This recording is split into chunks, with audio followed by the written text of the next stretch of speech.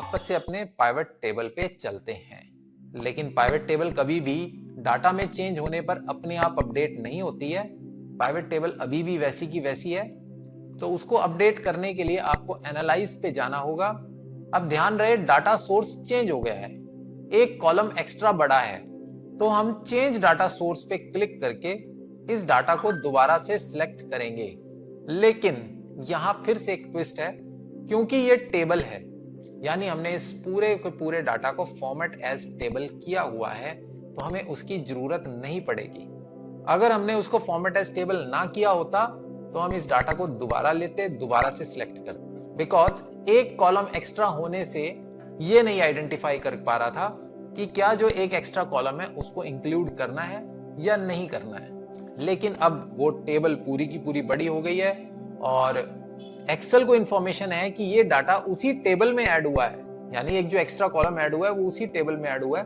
तो वो सिर्फ और सिर्फ इस रिफ्रेश पर क्लिक करने मात्र से ही जो एक्स्ट्रा वैल्यू आई है वो हमें शो करने लग जाएगी। अब यहां पर आप देखें, मंथ के नाम से एक एक्स्ट्रा फील्ड आ गई है। अब डेट फिल्टर का कोई काम नहीं रहा है, इसको यहां से मैं रिमूव कर देता हूं और मंथ फिल्टर लगाता हूं। यहां से अब मैं इजीली जैसे ही 7 पे क्लिक करूंगा तो 7वें महीने का डाटा आपको नजर आ रहा है। 8वें महीने पे मैं क्लिक करूंगा तो 8वें महीने का डाटा आपको नजर आ रहा है।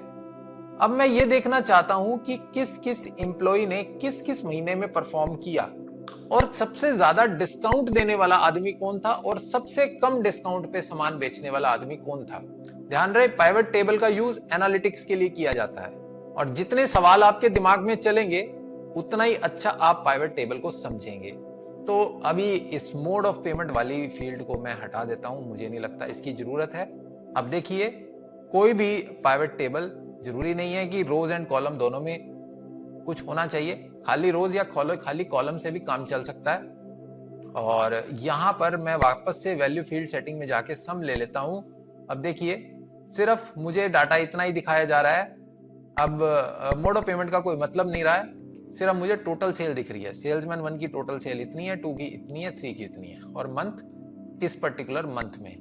अभी मैं ऑल कर देता हूं यहां से, बिकॉज मुझे पूरे साल का देखना है।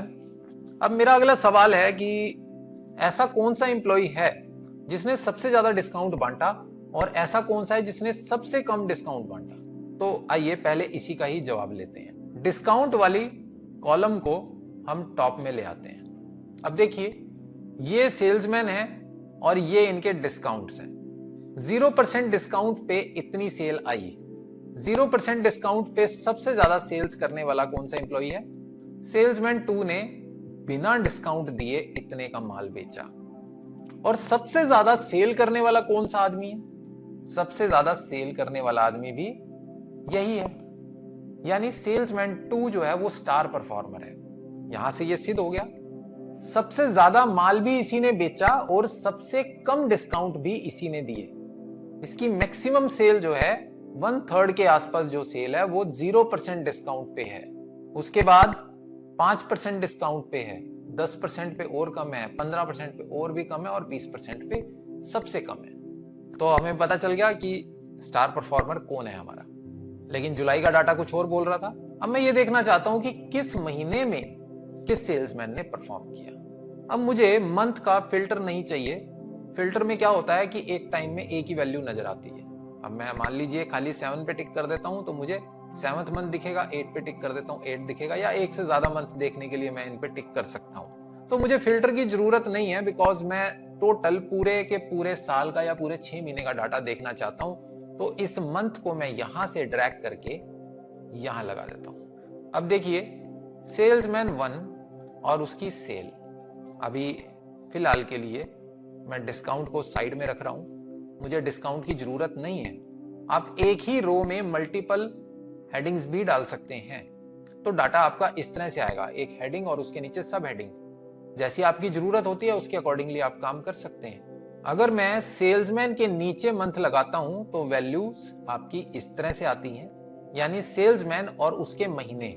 सेल्समैन 1 ने 7वें महीने में इतनी की सेल करी, 8वें में इतने की करी, 9वें में इतने की करी। उसी तरह से सेल्समैन 2 ने, अगर मैं महीने को ऊपर चढ़ा देता हूं, ध्यान दीजिएगा, यहां पर आप ड्रैग एंड ड्रॉप करके इनको चेंज कर सकते हैं।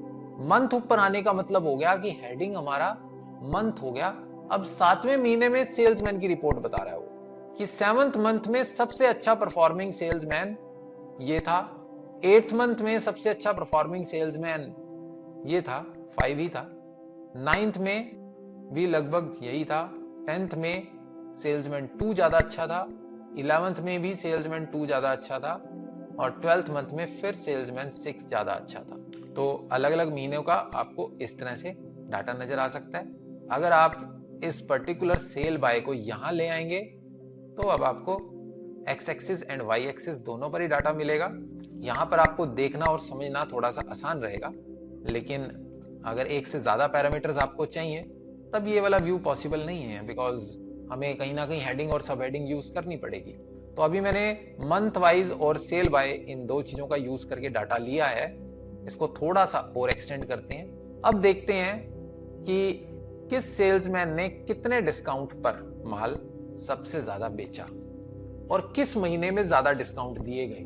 वो देखने के लिए सेल्स बाय वाला डाटा वापस से इधर ले आते हैं और मंथ वाला इधर ले जाते हैं और एक पैरामीटर और हम इंक्लूड कर देते हैं, डिस्काउंट। ठीक है, अब देखिए, अब ये डाटा की रूपरेखा बदल गई है। ये रिपोर्ट है हमारी 7वें महीने की, ये रिपोर्ट है 8वें महीने की, उसी तरह से 9वां, 10वां, 11वां और 12वां। 7वें महीने में सेल्समैन 1 0% पे सबसे ज्यादा माल बेचते हैं, सेल्समैन 2 भी 0% पे सबसे ज्यादा माल बेचते हैं, सेल्समैन 3 ने कुछ भी माल नहीं बेचा है और सेल्समैन 4 का भी ऐसा ही है 0%, सेल्समैन 5 का भी 0% पे ही सबसे ज्यादा माल बिका है। लेकिन 9वें महीने की अगर बात करें तो 9वें महीने में सेल्समैन 1 ने 10% पे सबसे ज्यादा माल बेचा है, सेल्समैन 2 ने 5% डिस्काउंट पे सबसे ज्यादा माल बेचा है, सेल्समैन 3 ने कोई ज्यादा डिस्काउंट नहीं दिया और सेल्समैन 4 ने भी ज्यादा डिस्काउंट नहीं दिया, सेल्समैन 5 ने भी 0% डिस्काउंट पे ही ज्यादा माल बेचा है। इस तरह से आप एनालिटिकल कैलकुलेशंस कर सकते हैं। आप यूज करेंगे कंडीशनल फॉर्मेटिंग का साथ में, जिससे कि आपको डाटा देखने में आसानी हो जाए, यानी नंबर्स खुद से बोलने लगे, अपना रंग दिखाने लगे। अभी फिलहाल के लिए मैं इस पूरे पेज से कंडीशनल फॉर्मेटिंग हटा देता हूं, बिकॉज रूल्स बहुत ज्यादा हो गए हैं फ्रॉम एंटायर शीट। आप डाटा को और ज्यादा कॉम्प्लेक्स भी कर सकते हैं। अब मान लीजिए आप साथ में सेल्स प्राइस के साथ एमआरपी भी देखना चाहते हैं, तो अब ये ड्यूल रिपोर्ट जनरेट हो रही है। हर कंडीशन में sales price and MRP, sales price and MRP, sales price and MRP दोनों ही जनरेट हो रही हैं। अब दोनों चीजें आपको दिख रही हैं कि सेल्समैन 1 ने जो 0% पे माल बेचा उसका सेल प्राइस इतना था और एमआरपी इतना था। उसी तरह से सेल्समैन 4 ने जो 8वें महीने में 10% पे माल बेचा उसका सेल्स प्राइस इतना था और एमआरपी इतना था। साथ में आप फिल्टर भी लगा सकते हैं मोड ऑफ पेमेंट का। अब ये फिल्टर जो है ऊपर जाएगा। अब आप सिर्फ और सिर्फ वो पेमेंट्स देखना चाहते हैं जो कैश में आई हैं। अब सिर्फ वही पेमेंट्स दिख रही हैं जो कैश में आई हैं। तो ये है पूरा पिवोट टेबल। कुछ लोग इसको पिवोट टेबल बोलते हैं, कुछ पाइवट टेबल बोलते हैं, दोनों ही सही है प्रोनाउंसिएशन में, जिसका मेन काम है एनालाइज करना डाटा को और उसको अलग अलग तरीके से डाटा को देखकर किसी कंक्लूजन पर पहुंचना।